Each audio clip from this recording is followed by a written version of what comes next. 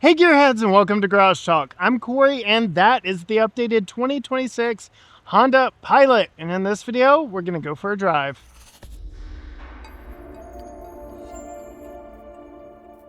Before we hop behind the wheel and go for a drive, I did want to take you on a quick exterior tour of this updated 2026 Pilot. This is the top Elite trim, and most of the changes come up front here on the nose. The grille is much larger, more prominent, and in your face. That lower front bumper has been reworked. The headlights have been reworked slightly. But as we come around to the side here, our Elite model is riding on some nice but kind of modestly styled wheels wrapped in some Bridgestone rubber. This is a mid-cycle refresh, so nothing really changed to the overall profile. It is the same as the 2025 model when it comes to overall profile. Nothing really changed structurally. It's more cosmetic on the outside. You can see coming back to the back, we've got a tightened up, reworked rear bumper to go with the updated front bumper. If I had the off-road Focus Trail Sport, I would get orange outlines there on the Pilot.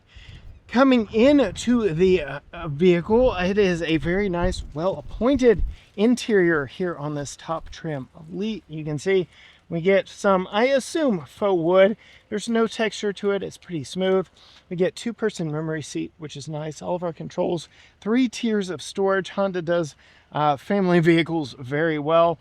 And then you can see multi-way adjustable seats. These are very comfortable seats with quilted suede uppers. I really do like that. It is a very nice, classy touch on what would otherwise be a very black interior. You can see we get some suede here. We get some of that more faux wood look design on the center console. And a little bit of gloss black. Too much maybe for my liking. We'll talk more about the dash while we're driving it, but coming back to the back seat, you can see we actually have the 8-seater here in this one. So we have 6 seats back here in the back, 3 in the second row, 3 here in the third row, though it is fairly tight all the way across. We've got nice features like built-in sunshades that do a great job of covering nearly the entire window, which we really like. More 3-tier storage here on the door. Very easy access to the third row with the push of that button, but if you have a child seat in place, you can see that's not super friendly. We do have 3 seat belts back here, but that center seat is very narrow. I am very impressed that suede quilted upper part continues all the way even to the third row of seats. You typically don't see that in all 3 rows, but I really do like that. You can see the center seat here does fold down. There is a strap here to release it. Probably going to be, yep, 2-handed operation there. No fold down armrest. This is your fold down armrest. Adjustable headrest, but yes, you can also remove this seat, it looks like here. So if you want more spaciousness in here, you don't have to always take this one with you. We do have tri-zone climate here, heated outboard seats, which is nice. More power, household style power back here. Lots of nice amenities. Storage pocket here, storage pocket here. And I will go ahead and show you the price tag on this one. So $54,990 as equipped. There's a quick look at all the details on this particular one. But as this is a drive review, what do you say we hop behind the wheel and see how it does just that? Sitting behind the steering wheel here, we get the typical push button controls surrounded by some gloss black. This is not my favorite because, well, fingerprints and smudges. We do get multiple different drive modes here: sport, normal, econ, snow, trail, sand, and tow. I don't know that we're going to try much outside of normal. Already hit the button for drive. We are going to set off. So I did say a lot of the upgrades to the exterior were cosmetic, but that's not all of the upgrades for this 2026 model. There's actually a lot that went on underneath the skin, so to speak, here on this one.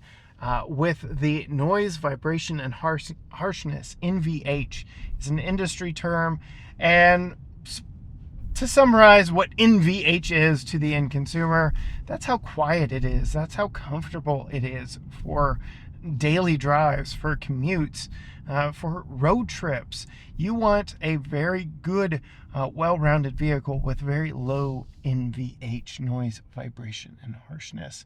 And that is what Honda's main mission was here with this 2026 Pilot, is reduce the NVH here in this one. So that was mission priority 1, which we will test out here as we go through historic downtown Boerne, Texas, and Central Texas, and just kind of explore what this one is like just a little bit.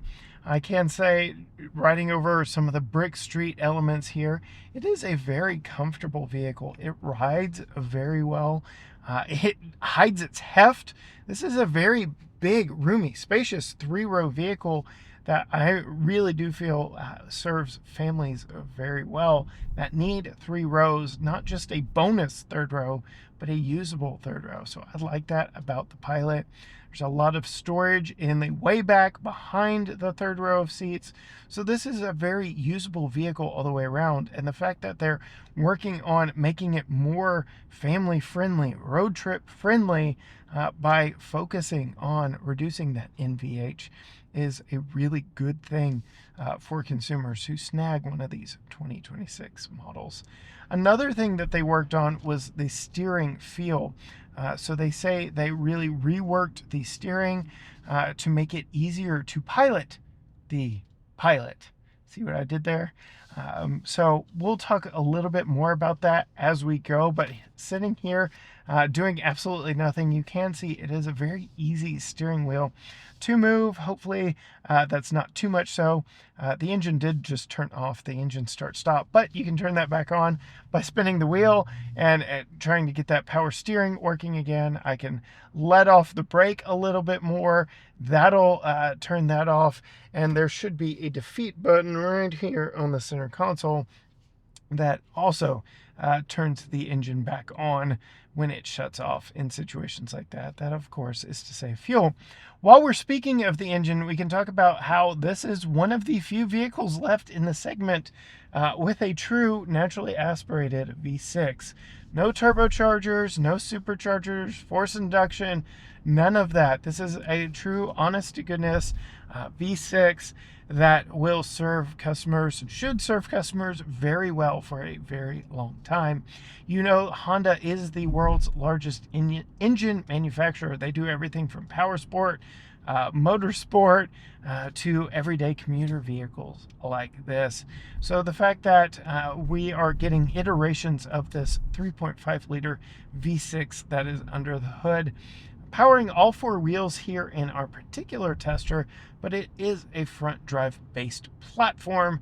So yes, a majority of the power is initially going to go to those front wheels, but I know that the 4-wheel drive system that Honda employs can send up to 70% of torque to a single rear wheel if needed. So Honda really does a lot of technological wizardry when it comes to traction with their 4-wheel drive vehicles. Obviously, on a city drive route, we will not be testing that today, but suffice it to say, I have tested it in past Pilot models.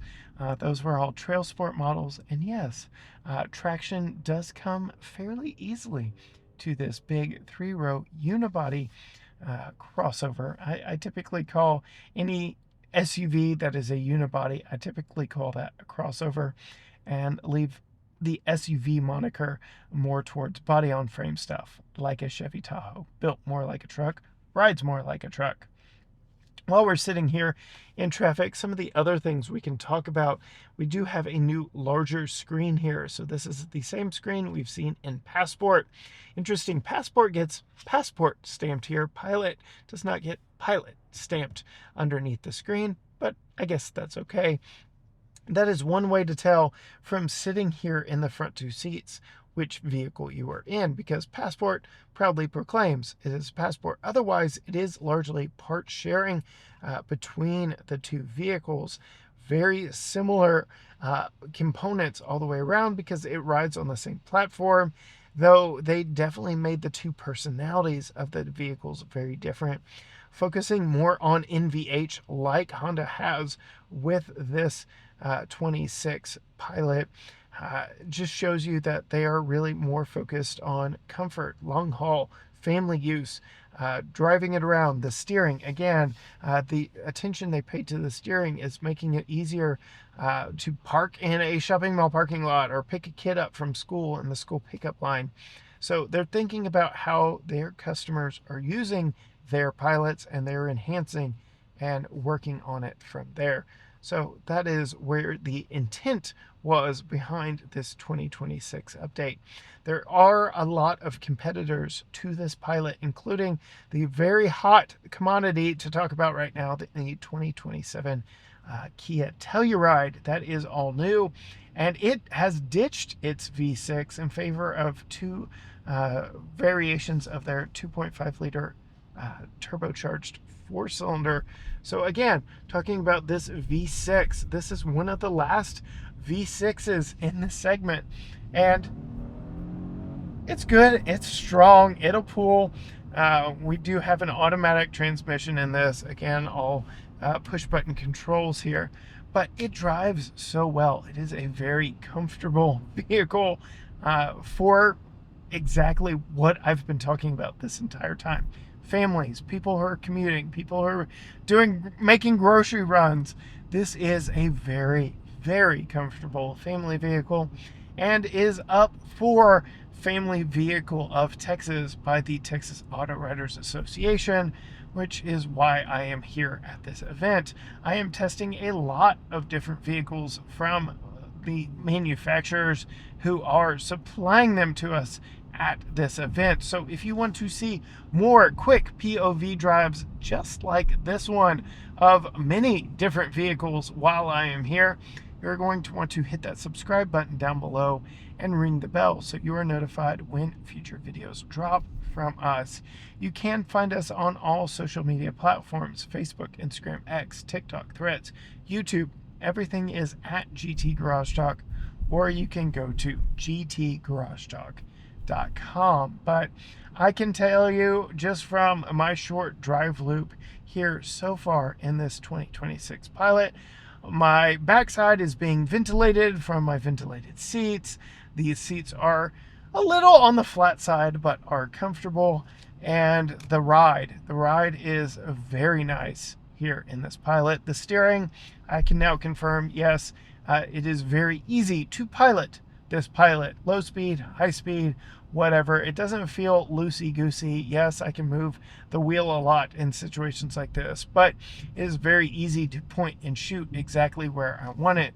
And perhaps one of my favorite features of the Honda Pilot and the Honda Passport, we do have 360 cameras on this big SUV, but the camera placement button is right here on the end of the wiper stalk. I'm going too fast for the cameras to actually work, but my goodness, how I love that. Once you know that that is where the camera placement is, it is so nice. You don't have to take your hands off the wheel. Just hit that button and you're good to go. So very easy to park this beast, very easy to see, very easy to steer. It is a very good vehicle all the way around. But alas, all good things must come to an end. I am currently on my way back to where I picked this up from, out to snag another fun vehicle to drive. So again, hit the subscribe button, ring the bell, follow along, and until next time, gearheads, bye.